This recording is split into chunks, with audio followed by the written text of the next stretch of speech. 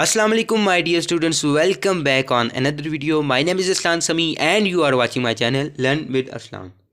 उम्मीद करता हूँ आप सब खैरियत से होंगे और आज मैं आपके लिए एक नई वीडियो लेकर आया हूँ। आज की इस वीडियो में हम पेपर प्रेजेंटेशन के बारे में बात करेंगे कि आप अपना पाकिस्तान स्टडी के आपके पेपर की किस तरह से आपकी पेपर प्रेजेंटेशन होनी चाहिए ताकि आपके अच्छे नंबर आ सकें। इससे पिछली वीडियो में मैंने जो है वो पाकिस्तान स्टडी के पेपर पैटर्न के बारे में बात की और आपको मैंने उस वीडियो में 3 पॉइंट्स बताए थे कि मैंने कहा था आप ये अपने 3 पॉइंट्स अपने माइंड में रखें तो आप अच्छे नंबर जो है वो लेकर आ सकते हैं। पहला पॉइंट था आपकी टाइम मैनेजमेंट अच्छी होनी चाहिए, दूसरे नंबर पर आप करेक्ट आंसर लिख के आएँ और तीसरे नंबर पर जो है आपकी पेपर प्रेजेंटेशन अच्छी होनी चाहिए। अगर आपने वो वीडियो नहीं देखी तो वो वीडियो इस वीडियो के लास्ट पर मैं मेंशन कर दूंगा, आप वो वीडियो देख सकते हैं। आज की इस वीडियो में मैं आपके साथ पेपर प्रेजेंटेशन के हवाले से कुछ चीज़ें शेयर करूंगा। स्टूडेंट्स, मैंने आपको इससे पिछली वीडियो में बताया था कि हमारे पास जो टोटल टाइम है वो काफ़ी शॉर्ट होता है। 2 घंटे में आपने अपना पूरा पेपर जो है वो सॉल्व करके आना होता है। शुरू के 15 मिनट आपके जो है वो MCQs में ज़ाया हो जाते हैं और नेक्स्ट जो आपका पोर्शन होता है सब्जेक्टिव, उसमें आपके पास 1 घंटा 45 मिनट रह जाते हैं। 1 घंटा 45 मिनट आपके सब्जेक्टिव पेपर के लिए रह जाते हैं। टाइम काफ़ी शार्ट होता है, उसमें आपने अपना पूरा पेपर भी लिख के आना होता है। तो इस दौरान आपकी पेपर प्रेजेंटेशन जितनी अच्छी होगी आप उतने अच्छे नंबर ला सकते हैं। इससे पहले एक और चीज़ आप अपने माइंड में रखें कि आपका आंसर जो है वो बिल्कुल करेक्ट होना चाहिए। आपका MCQs पोर्शन तो आपने सॉल्व कर दिया और वो आपने एग्जामिनर के हवाले कर दिया। मेन जो चीज़ होती है आपका ये जो आपको आंसर शीट दी जाती है उसमें आपने अपने जो शॉर्ट क्वेश्चन लिखने होते हैं या लॉन्ग क्वेश्चन लिखने होते हैं तो उसकी प्रेजेंटेशन किस तरह से होनी चाहिए। पहला पॉइंट ये था कि आपने जो है एक अच्छा और करेक्ट आंसर लिखना है।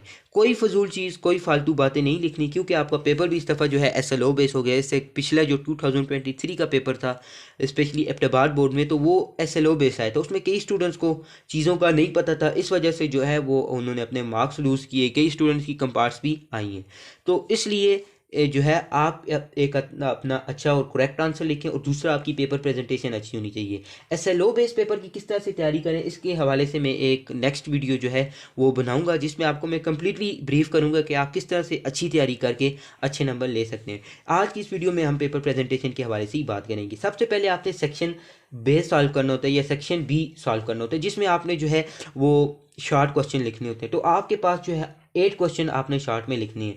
टाइम काफ़ी शॉर्ट होता है। सबसे पहले आप अपना एक हेडिंग दे दें पेपर जो आपको शीट मिलेगी सेक्शन की हेडिंग देने के बाद कौन सा सेक्शन सॉल्व करें। आप अगर शॉर्ट पहले करना चाहते हैं तो मुख्तसर सवालात की हेडिंग दे दें और अगर लॉन्ग करना चाह रहे हैं तो पहले उसकी हेडिंग दे दें। अब यहाँ पर एक पॉइंट बताता चलूँ कि आप जो भी क्वेश्चन का पार्ट करें, मिसाल के तौर पर अभी इधर मैंने आपके लिए 7 पार्ट लिखे हैं, तो आप बस हेडिंग दे दें 7 पार्ट और नेक्स्ट आप आंसर लिखना शुरू करें, क्योंकि इतना टाइम नहीं होता कि आपने अपनी चीज़ें कवर करनी होती है कि आप पूरा पहले क्वेश्चन लिखते रहें और फिर आंसर लिखें, सारा टाइम ज़ाया हो जाता है। इस वजह से आप सबसे पहले ऊपर लिख लें आप कौन सा पार्ट सॉल्व करें, नीचे उसका आंसर लिखें।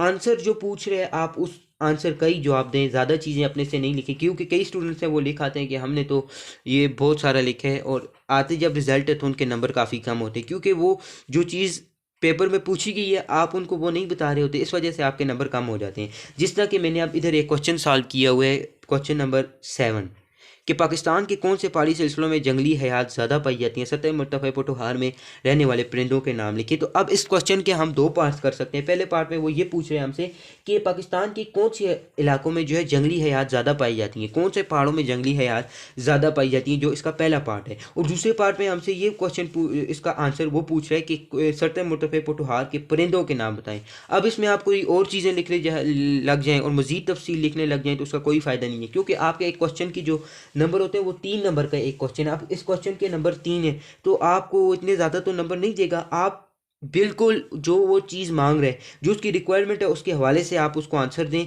ज़्यादा चीज़ें आप लिखने की कोशिश ना करें, क्योंकि आपने जो चीज़ वो मांग रहे हैं, मिसाल के तौर पे आप उससे 2 पार्ट पूछें कि कौन से इलाकों में ज़्यादा जंगली हयात पाई जाती है और दूसरे क्वेश्चन पे पूछे कि परिंदे कौन से जो है सतह मुर्तफ़ा पठोहार के 2 परिंदों के नाम लिखें। आप यही चीज़ लिखें, एक इसका फ़ायदा होगा, आपका टाइम भी बच जाएगा और जो चीज़ वो मांग रहे हैं वो भी लिखेगा और पूरे नंबर मिलेंगे, क्योंकि आप अपना पेपर साफ़ सुथरा और उसकी अच्छी प्रेजेंटेशन हुए, आपके 3 नंबर कहीं नहीं गए हुए।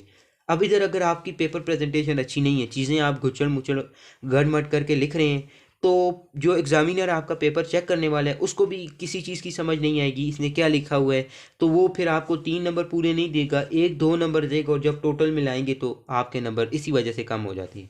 तो आपके जहन में ये होना चाहिए कि आपने आंसर अपना करेक्ट लिखने हैं और पेपर प्रेजेंटेशन अच्छी होनी चाहिए। जिस तरह मैंने अब उस क्वेश्चन का आंसर किस तरह से लिखा कि पाकिस्तान के शुमाली इलाका जात में, अब जो उसने आंसर जो क्वेश्चन पूछा उसका आंसर मैंने दे दिया, शुमाली इलाका जात के पहाड़ी सिलसिलों में जंगली हयात ज़्यादा पाई जाती हैं।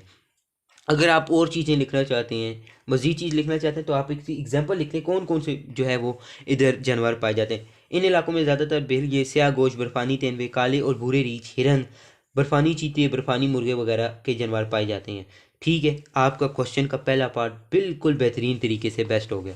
अब दूसरे हेडिंग आपने दे दी कि सतह मुर्तफ़ा पठोहार के परिंदों के नाम। तो अब आप इससे जो दो परिंदों के नाम पूछ रहे हैं आप वो बता दें। सतह मुर्तफ़ा पठोहार में दर्ज झेल दो परिंदे पाए जाते हैं, नंबर 1 तीतर और नंबर 2 चकोर। आपका क्वेश्चन तैयार है, इधर आपका एक नंबर भी नहीं कटेगा। अगर आपकी प्रेजेंटेशन अच्छी है, साफ सुथरा लिखा हुआ है, आपने आंसर बिल्कुल करेक्ट लिखा हुआ है। इसी तरह जो है आप अपने 8 के 8 क्वेश्चन सॉल्व करें। और दूसरी बात, जो क्वेश्चन आपको आ रहे पहले आ रहे हैं आप पहले सॉल्व करें, जो बाद में आ रहे हैं बाद में करें। आप अपने 8 क्वेश्चन पूरे कर लें। नेक्स्ट फिर आपने जो है अपना लॉन्ग पार्ट लिखना होता है। तो लॉन्ग पार्ट के लिए आप जो है जिस तरह के मैंने जो है आपने टोटल 3 लॉन्ग क्वेश्चन आते हैं, लॉन्ग में से आपने कोई भी 2 लिखने होते हैं। जिस तरह मैंने यहाँ पर दूसरा पार्ट लिए, तो आप सबसे पहले देखें कि इधर ये पूछ रहा क्या क्या है। देखें इधर इस क्वेश्चन में ये पूछा कि पाकिस्तान को कौन से माहौलियाती खतरात का सामना है। पाकिस्तान को कौन से माहौलियाती खतरात का सामना है, इसकी 2 बड़ी इकसाम कौन सी हैं। जंगलात के 4 फ़वाइद बयान करें। जंगलात को कटाई से कैसे कैसे बचाया जा सकता है, इसके लिए कोई से 4 ज़रूरी काम लिखें। तो इस क्वेश्चन में जो जो चीज़ें पूछ रहे हैं आप उसका जवाब दें। देखिए पहले पार्ट में हमसे पूछे कि पाकिस्तान में कौन से माहौलियाती खतरात का सामना है। दूसरे में पूछे इसकी 2 बड़ी इकसाम कौन सी हैं। तीसरे पार्ट पे इसके जंगलात के 4 फ़वाइद, और फिर लास्ट पर आपसे पूछे इसकी कटाई को किस तरह से बचाया जा सकता है। ये जो है टोटल आपके पास 4 पॉइंट्स अपने जहन में लिखें और इसके अकॉर्डिंग जो है अपना आंसर लिखें। ठीक है, सबसे पहले आप अब सेक्शन जीम जो है उसकी हेडिंग दे देंगे। नेक्स्ट फिर आपने जो है इधर लिख लेना जी तफसीली जवाबात आप जो लिख रहे हैं, और क्वेश्चन नंबर की हेडिंग दे दें आप कौन सा क्वेश्चन नंबर लिख लें। क्वेश्चन नंबर 3 जो है वो सॉल्व किए थे, इसलिए मैंने यहाँ पर सवाल नंबर 3 लिख लिए। अब जवाब मैंने लिखा, पाकिस्तान को कौन से माहौलियाती खतरात का सामना है, इसका जवाब लिख लिए इतना सा। पाकिस्तान को दरपेश माहौलियाती खतरात कौन से हैं, जिससे मोथोर का मसला है, जंगलात की कटाई यहाँ पर ज़्यादा हो रही है, जरखेज़ ज़मीन का सहरा में तब्दील होना, हमारा पहला पार्ट हो गया। दूसरे पार्ट में हमने लिखना है कि माहौलियाती खतरात का सामना, साफ़ सुथरी हेडिंग दें, नीचे आप दो है लाइन लगा के पाकिस्तान को माहौलियाती खतरात की इकसाम कौन सी हैं, यहाँ पर मैंने 2 इकसाम लिख ली। माहौलियाती खतरात 2 बड़ी चीज़ें, माहौलियाती खतरात में 2 बड़ी चीज़ें शामिल हैं, कुदरती आफात और आलूदगी। तीसरे नंबर पे वो क्या पूछे, जंगलात के फ़वाइद, यहाँ पर आप 4 जो है वो जंगलात के फ़वाइद साफ़ सुथरे करके लिख लें।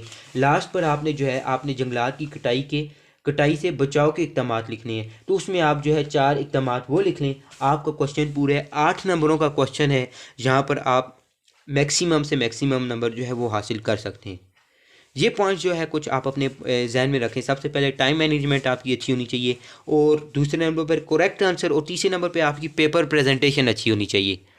आप बेहतरीन तरीके से जो है आप अपना पेपर सॉल्व करेंगे, और 50 नंबर का आपका पेपर है, आप 45-48 नंबर आराम सुकून से ले लेंगे। ठीक है, ये पॉइंट्स जो है आप अपने माइंड में रखें, और अगर आपका कोई भी क्वेश्चन है इस हवाले से तो आप मुझसे आकर कमेंट बॉक्स में पूछ सकते हैं। इंशाल्लाह मैं आपको सेटिस्फाई करने की कोशिश करूँगा। मैंने आपको बताया कि पेपर SLO बेस बनेगा, तो हमारे स्टूडेंट्स जो हैं वो एक्सरसाइज से ज़्यादातर तैयारी कर रहे हुए हैं। अगर बुक भी पढ़ें, टॉपिक्स भी तैयार करें, तो अच्छे तरीके से उनको तैयार नहीं करें, इस वजह से उनके नंबर कम हो जाते हैं। तो इंशाल्लाह इससे नेक्स्ट वीडियो जो है वो मेरी इसी टॉपिक पर होगी कि आप किस तरह से एक अच्छा पेपर जो है वो सॉल्व कर आ सकते हैं, ताकि आप अपने अच्छे नंबर ले सकें। SLO बेस पेपर की आप किस तरह से तैयारी करेंगे। तब तक दीजिए मुझे इजाज़त, अल्लाह हाफिज़, मिलते हैं अगली वीडियो में। फ़ी अमानिल्लाह। और मेरी दुआ रहेगी कि अल्लाह पाक आप सबको कामयाब व कमरान करे। आमीन सुम्मा आमीन।